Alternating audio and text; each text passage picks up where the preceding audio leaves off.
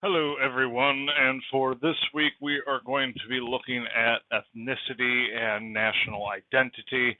How do we have ethnicity, right? How do ethnic identities form, and what is really considered a nation or a nation state, right? How do we kind of come up with these conglomeration of various groups of people, under these various ethnic identities? So we'll look at that, and one of the things that we're also going to look at, which is kind of fundamental to identity formation on a cultural level, is the notion of an origin story or an origin myth. Right? Every single culture, every single group of people out there has a story about where they have come from, right? How they were created, and we're going to take a look at a couple different ones, as well as some folk tales and urban legends. So the central questions that we'll be dealing with in this lecture is, how do anthropologists define ethnicity? Is ethnicity and nationality the same thing? How are ethnicities formed and perpetuated throughout time? And what is the relationship between culture and ethnicity? So remember, it's kind of important to make the distinction between race versus ethnicity versus nationality, right? So remember last week we talked about race and racism, and remember there is no biological foundation for race, but what we have seen, at least culturally and colloquially, is that race, ethnicity, and in some cases nationality are used kind of interchangeably in the United States, right? And we also see the same pattern with nationality and ethnicity, right? So people assume that because you belong to a certain quote-unquote race, you are a certain ethnicity, and vice versa. They see that if you are a certain nationality, then you must be part of a certain ethnicity. And we're going to find out that that's not necessarily the case, right? There are tons of cultures that live within a single nation state. So nationality, culture, and ethnicity are all very distinct and different things. So a race, if we were to kind of slap a definition on it, there is a culturally constructed category based on perceived physical and biological differences, right? We remembered that from last week. And ethnicity is a cultural or ancestral connection to a group of people who are imagined to be distinct from those of the outside of the group. And nationality is defined as the designation given to an individual based on what political country they were born into, right? What nation state were they born into? Another pattern that we see at the intersection of ethnicity, nationality, and globalization is that as globalization increases, the prevalence of ethnicity within society increases. And this is really because people tend to look to local alliances or connections when facing conflict in the wider world, right? So ethnicities provide comfort, support, and cultural solidarity when you are living inside of a larger nation state. So if we were to define ethnicity, Frederick Barth actually provided us with a good anthropological definition of ethnicity back in 1969, and it is the social organization of cultural differences, right? And he also noted that ethnicities play a larger cultural role in countries which have a variety of cultures living within them, right? So ethnicity is not as important to a small Amazonian tribal group because, well, every member of that Amazonian tribal group is all a cohesive member of the unit. But when you're looking at a large nation state like the United States that has many different cultures living within it, that kind of notion of cultural identity or ethnicity becomes very much more important. So an ethnicity can change for an individual over a given lifetime. And when an individual can alter or change their ethnicity based on location or activity, this is known as the situational negotiation of identity, right? So remember the example from your textbook about the Ghanaian and German soccer players who were brothers, but because of their kind of life history, they kind of identified under different ethnicities and were able to kind of have one brother each play on a different ethnic team for their professional soccer careers. So like culture, ethnicity is taught through this process of enculturation. Ethnicity is actively negotiated and learned through social interaction with your peers and your elders. And a primary way to teach ethnicity is through this kind of notion of an origin myth. How did your people come to exist, right? It kind of provides that base foundation for solidarity within your ethnicity. Once ethnic identity is formed.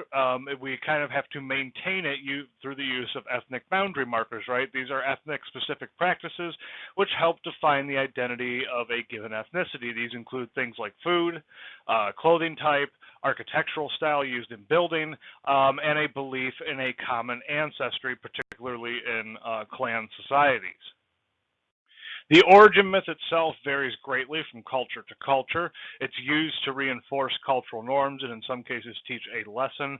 And like ethnicity, origin myths are actively altered and negotiated over time, right? So the origin myth that, the Hopi people were telling their children, 200 years ago is not the same origin myth that the Hopi people may be telling today. There might be slight differences and alterations in it. So origin myths promote solidarity and identity by creating a common basis for the existence of a group of people. So if we look at the meaning of a myth, and this comes from kind of a famous American folklorist named Joseph Campbell, he kind of outlined these several kind of cyclical elements within a myth, right? A myth always explains a deep truth about the world, or the purpose of life or values. A myth can be stories that some believe to be literally true, or they could be stories that nobody believes to be literally true, right? They can explain a deep truth, or they can obscure the truth about the world, purpose of life, or values, right? So myths have a bunch of different functions within a culture, right? They can be used to teach a lesson. They can be used to tell a story about where people came from, right? They can also be used to just strictly for sheer entertainment.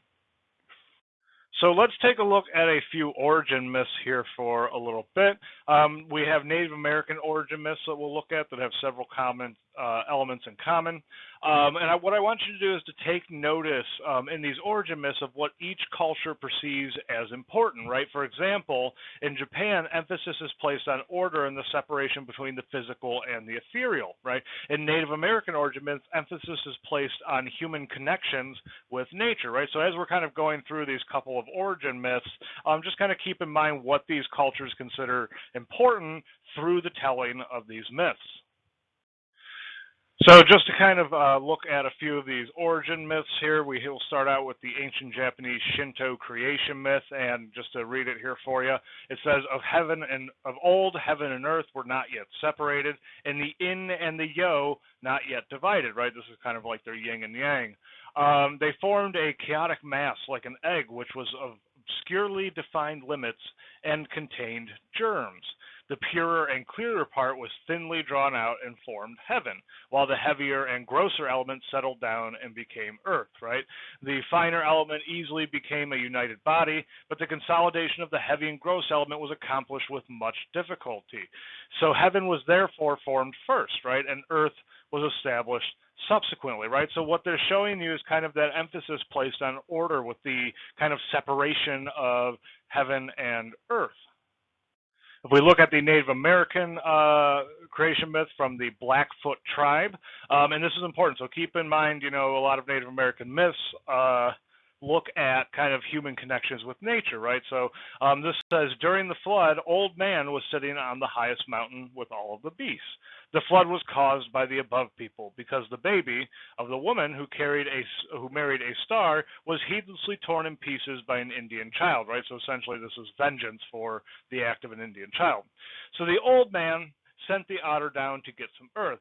For a long time he waited, then the otter came up dead. Old Man examined its feet and found nothing on them. Next he sent beaver down, but after a long time he also came up drowned. Again, nothing was found on his feet. He sent muskrat to dive next. Muskrat also was drowned. At length he sent the duck. It was drowned, but in its paw held some earth. Old Man saw it, put it in his hand, feigned putting it in the water 3 times, and at last dropped it. Then the above people sent rain, and everything grew on earth. So this is just showing you kind of that connection with nature, and it also shows you another kind of element that if you didn't notice towards the end there, 3 is a sacred number in a lot of Native American tribes, so you'll see this repetition of actions usually in sets of 3. In Native American creation myths, much like the Blackfoot myth that we just looked at, creation myths influence the way people thought about their roles in the universe, right? Regardless of their place of origin, Native American tribal creation myths share certain characteristics. And those characteristics are to explain the relationship between humans and nature or explain a natural event. Their origin myths all have kind of ordinary human characters that may be good or evil, or animal characters that behave as humans. There are plots in their myths and stories that present a problem to solve. They have repetition of phrases or actions, or the number four, a sacred number to some Native American groups, right? Or they use the number three. And it also contains some supernatural elements or trickery as well. Looking at the Chinese origin myth for one of the kind of subsect cultural groups within China, the myth of Pangu, and it says that in the beginning the universe was nothing but chaos, and the heavens and the earth were intermingled. A big black egg being commonly used as an analogy in these type of origin stories for Asia. He says a big black egg, Pangu was born inside this egg and slept for 18,000 years, during which time the yin and the yang balanced as he grew, right? So when he awoke, he realized he was trapped within this egg. He cracked the egg and began pushing it apart, essentially splitting the yin and the yang. The upper half of the shell became the sky above him, and the lower half became the earth beneath him, right? So it's showing you how the earth came into being. And this is actually pretty similar to what we saw in the Japanese origin myth, right? With the kind of two elements being separated.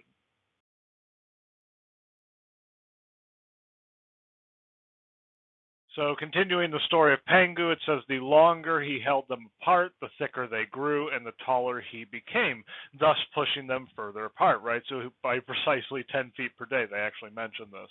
And here's where versions of the story, depending on which kind of subcultural group within China you're looking at, it begins to kind of diverge a little bit. But some claim that a turtle or a quillin or a phoenix or a dragon assisted him in this task. After another 18,000 years of pushing this egg apart, Pangu died, right? His body forming the various parts of the earth, and the parasites on his body forming humans. Another version states that he formed the earth with a chisel and a hammer, while yet another version states that a goddess who later inhabited the earth formed humans after Pangu's death.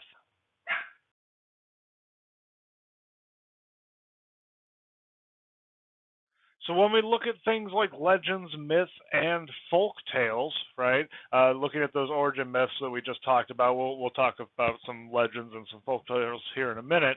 But all these kind of stories are a performance as well as a moral lesson, right? And there are themes which are common among all tale types, right? So we have morality being expressed in these legends, myths, and folk tales, warnings about appropriate and inappropriate behavior, and as well as cultural specific behaviors that occur as well. So anthropologists study mythology using a comparative method, and we believe that these notions of ethnicity are reinforced and kind of promoted using folk tales. So if we look at the United States, for example, the question is, does American culture have myths, legends, or folktales? Well, Americans have kind of created their own classificatory system for these things. We use kind of all of them. Like our legends are our folktales and our myths, right? We don't really have a differentiation between them.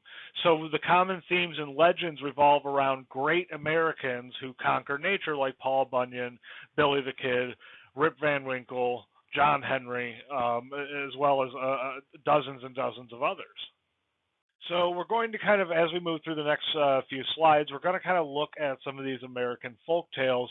And a good kind of interesting artistic rendition of this is William Groper's map of American legends, right? And this just kind of shows all the different folk tales that we see in all the different areas, right? If you look right on the screen here, right in the middle, you can see a guy carrying a sack kind of with some apple trees behind him, right? We're all kind of familiar of the story of Johnny Appleseed, right? One legend that we see that comes from Ohio and Pennsylvania is the legend of Mike Fink. Mike Fink was actually a real person who lived from 1770 to 1823, and he was a keelboat operator. And the reason he became kind of a legend and kind of a folk tale is that he exemplified the hard drinking life style of a keelboat frontiersman, right? He kind of became this symbol for manliness and machoism during kind of the 19th century. So it's really kind of interesting how his legend really came to be. And his legend really revolves around his ability to beat any man in a brawl, right? And just so you know, for any of you that don't know, a keelboat is kind of a river boat. So he was really a sailor that really exclusively went up and down rivers.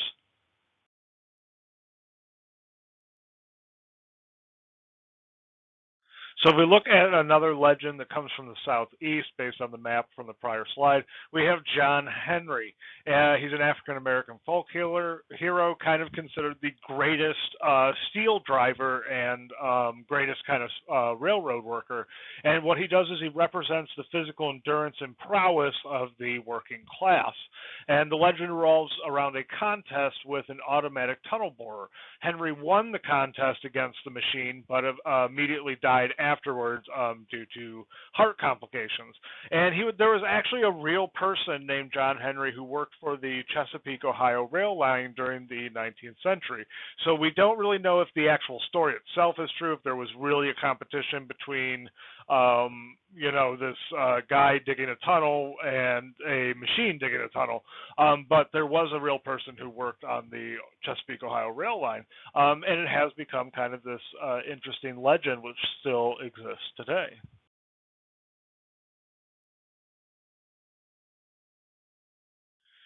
So looking at another legend, we have the legend of Deadwood Dick that comes from the Midwest. He's a fictional cowboy who founded the city of Deadwood, and he was really kind of popularized in these dime novels from the 1920s. These were kind of like these little short stories, and in some cases, some of them were like comic books.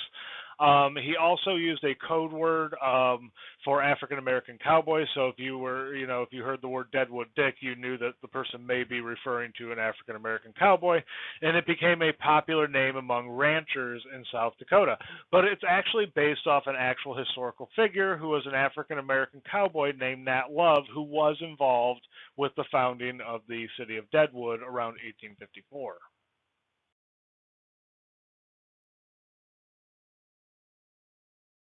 So if we look at another legend from the Southwest, we have the legend of William Wallace, and not the gentleman from Scotland.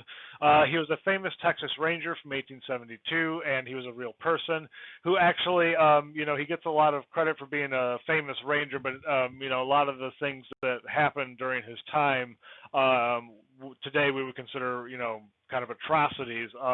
His rangers were responsible for massacring a whole series of Apache Native American camps. And he did not really become legendary until popularized in comic books in the 1930s. So we'll kind of move on a little bit here to the American West. So if we look at some of the common themes that we see in these different stories about these various historical figures, is that there's always this notion of conquering nature, or this manifest destiny within American folklore. There's also superhuman abilities, but not supernatural abilities, and that's kind of an important distinction. It shows how they are kind of exemplary humans, exemplary Americans, but they're not kind of out of the realm of nature. It reinforces this kind of notion of American exceptionalism, and in a lot of these stories really kind of legitimize the conquest of native peoples by kind of glorifying and making legend these people like William Wallace who committed atrocities against the native people. So now we can take a look at another classification of kind of storytelling within various cultures. We have urban legends. These always contain a moral, and they always come from a kind of "it happened to a friend of mine" source, so it's never from a direct observation. They always serve as warnings to the listener, right? So let's take a look at a few of the local urban legends that we have around our own area here in Ohio within American culture. So, coming from one of our neighbors up in Michigan, we have the legend of Hell's Bridge, right? This revolves around the story of Elias Frisk, which is actually a pretty terrible story, right? Frisk led a group of 20 children that were tethered together into the woods of Agama Township. He actually killed each of the child before he was caught and hanged by their parents. Frisk actually came in and admitted to killing the children to please the demons that spoke to him.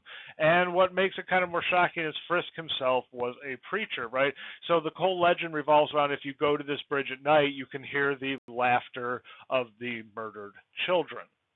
So if we look at an urban legend from another one of our neighbors in Pennsylvania, we have the urban legend of Charlie No Face. This was actually based off of a real person named Ray Robinson, who was severely electrocuted while he was working on some power lines in 1929 that essentially melted certain portions of his face.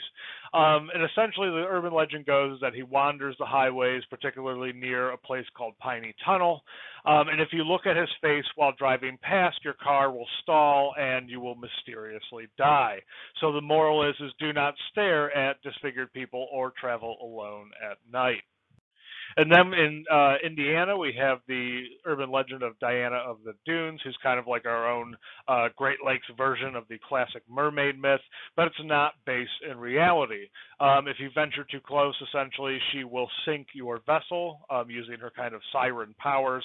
The moral of this is used as it's a warning to keep sailors on Lake Michigan from coming too close to the shore because there are very shallow sandbars near the shore.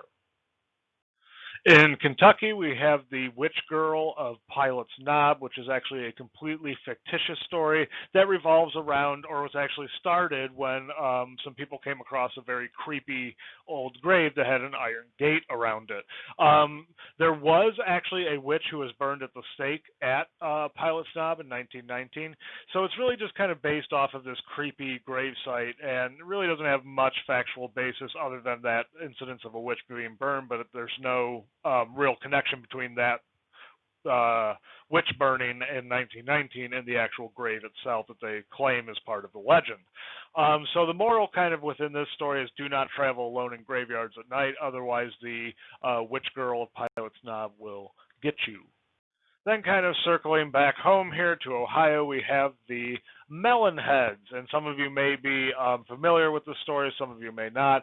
It comes out of the haunted Kirkland Woods, and they're essentially the product of either genetic experiments by a doctor or, they're actually little demon children that run around the woods. The story varies depending on who's telling it. So some of the kids are ghosts, some of the kids are cannibals, and the kids simply are scared and scurry away upon sighting, right? So the moral of this kind of story is do not go into the woods at night, otherwise the Melon Heads will get you. So what do all of these stories do? What do folk legends, folk tales, legends, and myths do for a culture? Well, what it does is it creates this kind of notion of ethnogenesis, right, or the fluidity of ethnic identity. So ethnic groups will vanish, they will move between ethnic groups, new ethnic groups will come into existence, and they use these kind of stories to create social solidarity. The process of ethnogenesis, if we were to define it, was the emergence of new ethnic group. Part of an existing group may split and form a new ethnic group, where members of two or more groups may fuse into a new ethnic group. So if we look at the intersection of ethnicity and nationality, it's important to recognize that ethnic boundaries or cultural boundaries may not necessarily conform to what we call nation-state borders. In many parts of the world, an ethnicity may be in part or of one or a part of two countries, or it may originate from one country and come to populate another. So the following slide shows a map of Europe based on the second largest ethnic group that lives within each of these countries.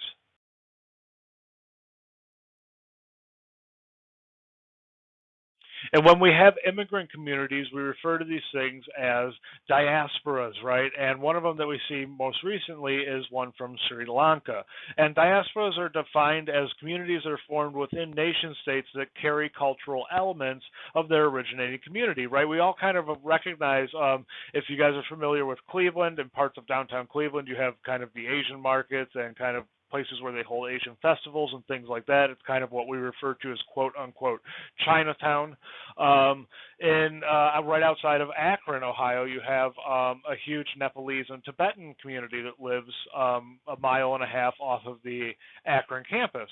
So there are these diaspora communities all over the place that carry these cultural elements from their or their country of origin.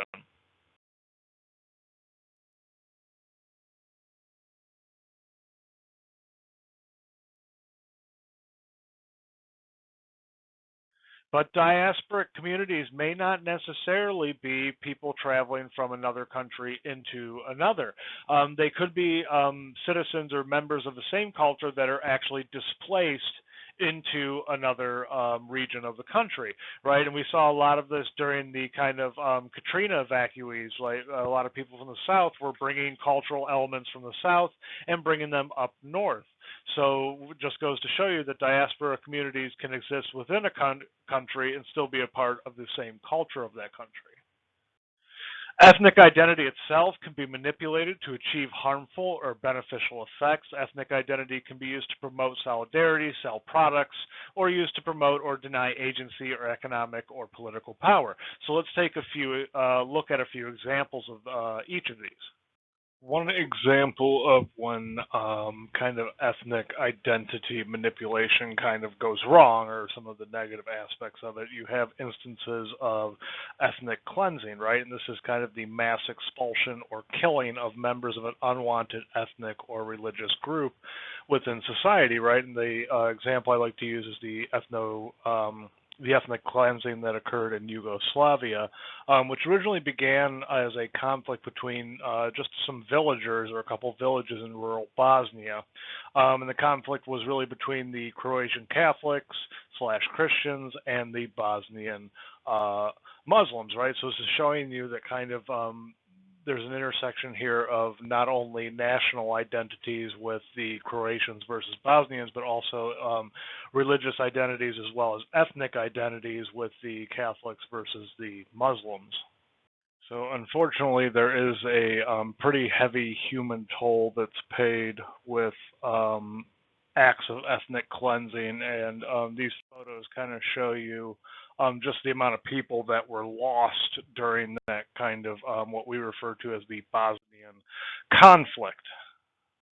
So you might be asking yourself, if we have these kind of horrible instances of ethnic cleansing, which, kind of make us think of what happened to the people of the Jewish faith during World War II, and we know how horrible it is for genocide to be committed, yet it does continue to recur. And the reason for that is this kind of notion of whitewashing, which is deliberately downplaying or neglecting to acknowledge certain historical facts in the kind of teaching of history, or keep it within the collective memory of a culture. An example of this is, the U.S. and the country of Israel provided a lot of weapons that were used in the Bosnian genocide, and both the Supreme Courts of Israel and the U.S. Essentially initiated a gag order at the time to kind of keep their role in the Bosnian genocide from being made public.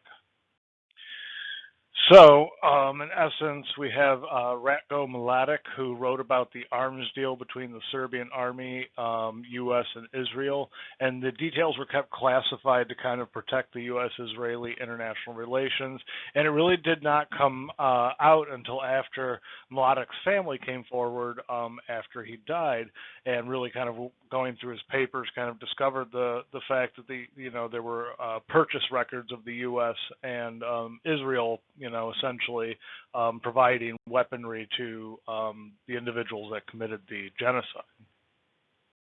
If we look at another example of when kind of ethnic identity manipulation has some negative side effects, we look at the what happened with Belgian colonialism in Rwanda. And in essence, we had the colonial government that elevated the ethnic group, the Tutsis, over the Hutus. And this was really just based on skin color, essentially. The Tutsis tended to be more fairer skinned, kind of more of a tan skin rather than kind of a darker black skin, whereas the Hutus were a little bit darker. They were also part of different tribes. And they used the Tutsi as kind of these intermediaries between the native population and the colonial government, which is actually a fairly common colonialist practice. And the Western media claim that the genocide that followed the death of the Rwandan president in 1994 by the Hutus was the result of ancient tribal tensions. But the Hutus and the Tutsis actually existed in relative peace, even intermarrying with one another before the Belgian arrived. It was really these racial tensions that were created by the way the Belgians operated their government. So the genocide of the Tutsi was the result of colonialist practices as well as ethnic identity being used to segregate the population.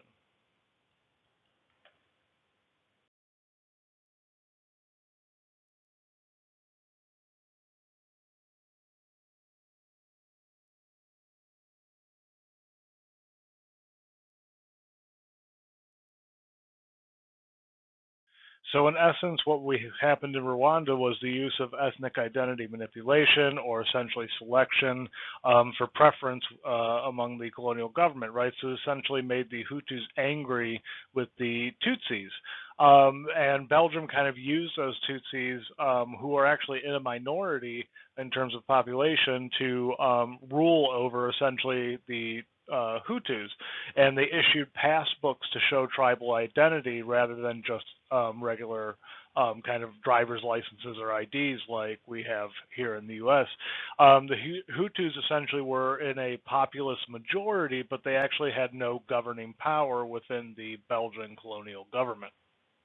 So the next few images just kind of shows you the human costs for the genocide in Rwanda.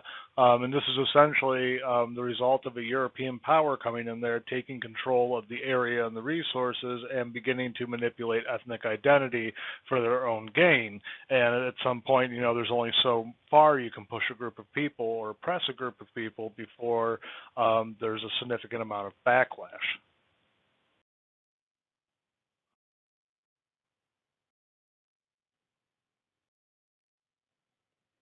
So if we look at another example, we have anti-colonialism that occurred in Zimbabwe. It's the last colony in Africa to gain independence, which happened in 1980. In pre-colonial times, there was a ritual with a local spirit medium who would legitimize the power of the Zimbabwean king. The spirit medium would be possessed by a Muhundoro, which is essentially the spirit of an ancestor king, and the spirits would bless the kingship. The British came in 1923 and established a colony at Zimbabwe and essentially dethroned the king and began to really try to stamp out this practice. So this led to, over time, kind of this development of an anti-colonial resistance. You had guerrilla fighters who were actually given legitimacy culturally by the spirit mediums, the same ones who were used to kind of legitimize the succession of a king. They were being used now to kind of legitimize or create these quote-unquote royal warriors that were meant for kind of defending the local people against the colonial government. So what we're seeing here is kind of this internalization, which is expressing cultural conflict, their contact and their living under the British colonial rule through their own cultural lens by using these spirit mediums to kind of create cultural support for these guerrilla fighters. So to look at some of the positive aspects of ethnic identity manipulation, we have ethnicity as a source of opportunity, right? Your ethnicity can be mobilized to create opportunities for a particular group. This is known as an ethno-corporation. And as an example of an ethno-corporation, we can be seen in how some Native American groups create corporations to cultivate ethnic ties as well as economy, right? This is kind of reservations that run either resorts or essentially touring businesses or a whole variety of different businesses. If we look at one of those Native American tribes, we have the Pequot tribe who run the Foxwood Resort, and this serves as kind of a great example of an ethno corporation, right? The resort runs a hotel and a casino, and the profits of which go directly to the Pequot Foxwood tribal members or their quote unquote shareholders. So ethno corporations kind of sit at this interesting intersection of culture, agency, ethnicity, cross-generational conflict, as well as economy, right? Older members of the tribe, particularly for the Pequot, for instance, may view the resort as selling out their heritage. But a benefit of the resort is that the profits earned go towards cultural management and preservation programs such as libraries, archives, and linguistic collections, all of which preserve the traditional ethnic identity. If we look at another example of ethnocorporation, we have the Royal Bafokeng Nation. And the Bafokeng are kind of an interesting example. It was originally part of its own country, which was called Botswana in northwestern of South Africa. The lands were essentially stolen by white settlers. The Bafokeng Inc., or the kind of ethno corporation, was used to purchase back these lands that were once owned by the tribe. And the goal was to kind of use a protected private corporation, so the land was not in the names of individuals. So it made it much harder for kind of other companies as well as individuals to come in and try to acquire the land back away from the native individuals.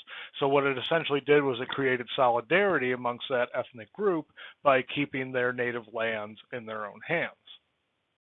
Let's move on to talking about multi-ethnic countries, this notion of assimilation versus multiculturalism. Within multi-ethnic countries, such as the U.S., a melting pot metaphor is generally used for the path to citizenship. Different cultures essentially are to contribute to the larger, more dominant culture, adopt its norms, and eventually cease to exist. This is known as assimilation. And a lot of our government policies towards Native American people were kind of based on this notion of assimilation. On the other hand, in a multicultural society, each ethnic group contributes to the culture, identifies themselves within the larger culture, but retains their original ethnic identity. So the kind of question that some social theorists debate is America an assimilationist society or rather a multicultural society? I personally kind of weigh in on the issue of America being a multicultural society rather than strictly assimilationist. So let's look at the difference between states versus nation states and nations. Essentially, a state is an autonomous political organization with defined geographic boundaries and a centralized government. States have been around for thousands of years, starting with Egypt defining their borders during the Bronze Age, and states have occurred in various locations at various times throughout the world, right? We have Iraq having state level societies around 8000 BC. We have the Maya in Central America developing state level societies around 6000 BC, as well as in Sumer around 8000 BC, and then in Egypt around 9000 BC. Nations are used kind of interchangeably with the term nation state. A nation state is defined as a political unit with geographic borders and inhabitants that share a common sense of culture, ancestry, and destiny. So this is kind of the notion that you are not only just a conglomeration of people living together under government, you are also people that share a common sense of destiny and common sense of culture. So these are all the bonds that kind of outline what keeps or what kind of really defines a nation state. You have a shared culture, a shared history, a shared language, a shared territory, as well as a shared nationality, as well as a shared religion. If we look back into history, we realize that this whole notion of a nation state as well as an ethnic identity is really a kind of relatively recent invention in terms of human cultures. We existed for hundreds of thousands of years, essentially. Well, actually, roughly about 70,000 years before we even formed complex societies that really had any beginning notions of what solid ethnicity or culture really was. So, in essence, our cultures and our kind of notion of nations and ethnic groups are relatively recent in their invention, and they emerged through this sense of what we call imagined communities.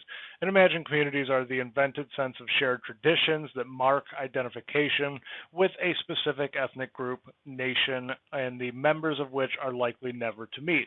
So this is the notion that people in California call themselves Americans just the same as people in Ohio call themselves Americans. We all believe that we belong to the same essential culture.